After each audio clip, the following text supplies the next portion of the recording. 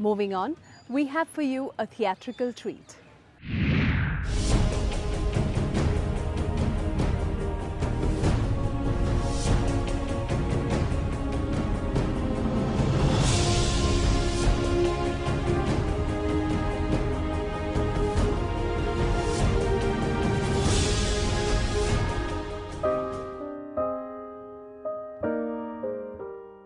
Theatre is a medium of exploration.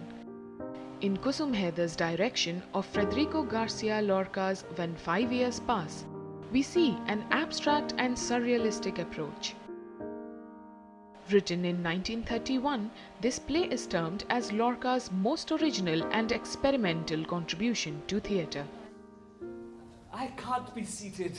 I'd rather just talk. Suddenly, as I was climbing the stairs, all the songs I'd ever forgotten came to mind, and I wanted to sing them all at once.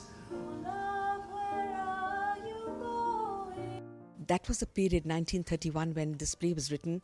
There were certain influences of surrealist painters, artists and so on, like Salvador Dali and Louis Buñuel, who influenced Lorca a great deal when he wrote this play. So I wouldn't call it a completely surrealistic play, because what we've tried to do in this production is to try and see how, from this rather abstract material, we can prepare the text. But he's come to marry you. You wrote to him the whole 5 years we were traveling. You wouldn't dance with anybody on the ocean liners. The story, as the title suggests, is about the time when 5 years pass. Right? There is an eclipse of the moon. The action takes place in the period before we are introduced to the protagonist, the young man who was waiting to be married to his fiancée, who instead loved and later eloped with a football player.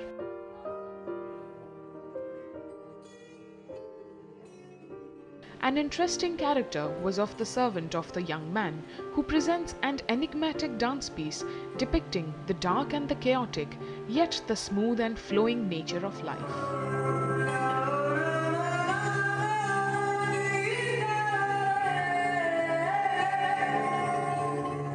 The young man is a reflection of the dilemmas that Lorca himself went through, perhaps.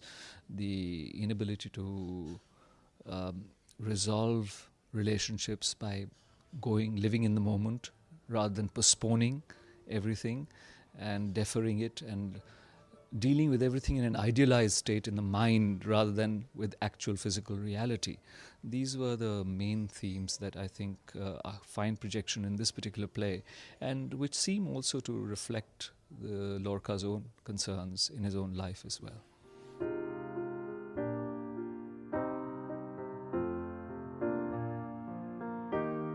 The play is based on dreamscape, where all the characters are projections from the young man's mind.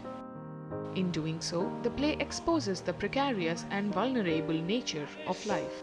As quickly as spoke. It even builds abstract images, like of the talking mannequin. It's all because you won't. For me, you could have been an iron horse or a shaking mane, but you're only a pond. There is this friendship between Dali, Buñuel and Lorca, which comes up in the 1930s. And during the period, you also have the emergence of, for example, you will see the Empire State Building, a certain kind of New York is getting formed, there's a certain kind of fascism is coming up. And in the middle of all these things, three artists are getting together, forming what you could call an artistic underground.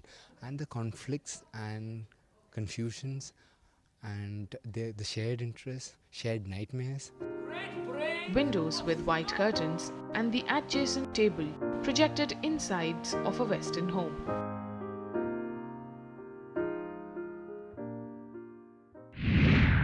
When it was first written, this play was said to be an example of the theatre of tomorrow.